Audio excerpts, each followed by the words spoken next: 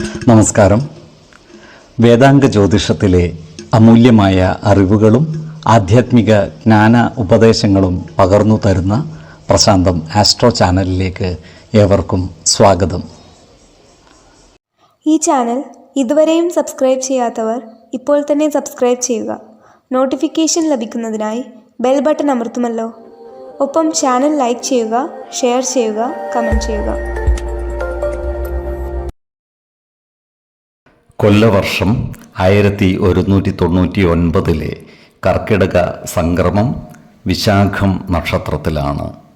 കർക്കിടകം 1-ാം തീയതിയിലെ ഗ്രഹനില അനുസരിച്ച് എടവം രാശിയിൽ സർവേശ്വരകാരകനായ വ്യാഴവും കുജനും, മിഥുനത്തിൽ ആദിത്യനും, കർക്കിടകം രാശിയിൽ ബുധനും ശുക്രനും, കന്നിയിൽ കേതുവും, തുലാം രാശിയിൽ ചന്ദ്രനും ഗുളികനും, കുംഭത്തിൽ ശനിയും, മീനം രാശിയിൽ രാഹുവും സ്ഥിതി ചെയ്യുന്നു.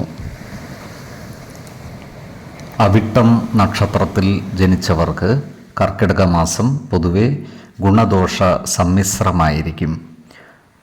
നല്ല കുടുംബ ബന്ധങ്ങൾ നിലനിർത്തുവാൻ ഇവർക്ക് സാധിക്കുന്നതാണ്. ബന്ധുജനങ്ങളോടൊപ്പവും സഹോദരങ്ങളോടൊപ്പവും ചേർന്നു പ്രവർത്തിക്കുവാൻ ഇവർക്ക് അവസരം ലഭിക്കുന്നതുമാണ്.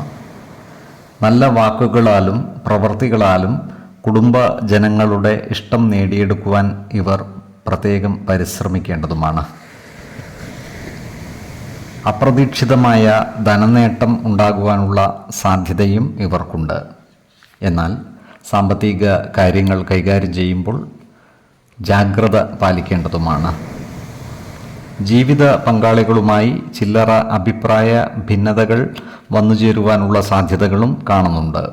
അതിനാൽ എല്ലാ കാര്യങ്ങളും ജീവിത പങ്കാളികളുമായി തുറന്നു പറയുകയും കുടുംബത്തിലെ പ്രധാന കാര്യങ്ങളിൽ തീരുമാനമെടുക്കുമ്പോൾ അവരുടെ അഭിപ്രായ നിർദ്ദേശങ്ങൾക്ക് അർഹമായ പരിഗണനകൾ നൽകി മുന്നോട്ട് നീങ്ങേണ്ടതുമാണ്.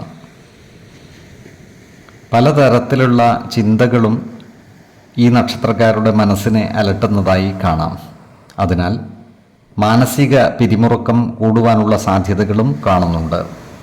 എന്നാൽ ഇത്തരം സന്ദർഭങ്ങളിൽ ആത്മവിശ്വാസം വീണ്ടെടുത്ത് പ്രശ്നങ്ങളെ സമചിത്തതയോടെ കൈകാര്യം ചെയ്യുവാൻ പരിശ്രമിക്കേണ്ടതുമാണ്. വിശ്വാസികളായവർക്ക് മാനസിക ശാന്തി ലഭിക്കുവാൻ യോഗ പരിശീലിക്കുന്നതും ഗുണകരമായിരിക്കും. അതുപോലെ ആരോഗ്യകാര്യങ്ങളിലും ഇവർ ഒരു പ്രത്യേക ശ്രദ്ധ പതിപ്പിക്കേണ്ടതാണ്. പ്രത്യേകിച്ചും ഉദര സംബന്ധമായ അസുഖങ്ങൾക്ക് മരുന്ന് കഴിക്കുന്നവർ കൃത്യമായ വൈദ്യ പരിശോധനകൾ നടത്തേണ്ടതും ഡോക്ടറുടെ നിർദ്ദേശമനുസരിച്ചുള്ള മരുന്നുകൾ മുടങ്ങാതെ കഴിക്കേണ്ടതുമാണ്. അതുപോലെ പകർച്ചവ്യാധികളും മറ്റും പിടിപെടാതെ സൂക്ഷിക്കേണ്ടതുമാണ്. ഈശ്വര കടാക്ഷത്താൽ പ്രതിസന്ധികളെ പതറാതെ നേരിടുവാൻ ഇവർക്ക് സാധിക്കുന്നതുമാണ്. 7, 19, 29 തീയതികൾ അനുകൂലമാണ്. ഈ നക്ഷത്രക്കാർ ജനിച്ച സമയത്തെ അടിസ്ഥാനമാക്കിയുള്ള ജാതകത്തിലെ ലഗ്ന രാശിയുടെയും ലഗ്ന അധിപന്റെയും സ്ഥിതിയും ശുഭ പാപ ഭാവങ്ങളുടെ സ്ഥിതിയും ഓരോ രാശിയിലെയും ഗ്രഹങ്ങളുടെ സ്ഥിതിയും അനുസരിച്ച് ഇവരുടെ പൊതുഫലത്തിൽ ഏറ്റക്കുറച്ചിലുകൾ ഉണ്ടാകുവാനിടയുണ്ട്. കുടുംബ ദേവതകളെയും ഇഷ്ട ദേവതകളെയും ഉപാസിക്കുന്നത് ഇവർക്ക് ആയുരാരോഗ്യ സൗഖ്യമേകും. ഇഷ്ടദേവതാ മന്ത്രം 108 തവണ ദിനംതോറും ലിഖിത ജപം ചെയ്തു വരുന്നത് ഇവർക്ക് സർവ ഐശ്വര്യങ്ങളുമേകും.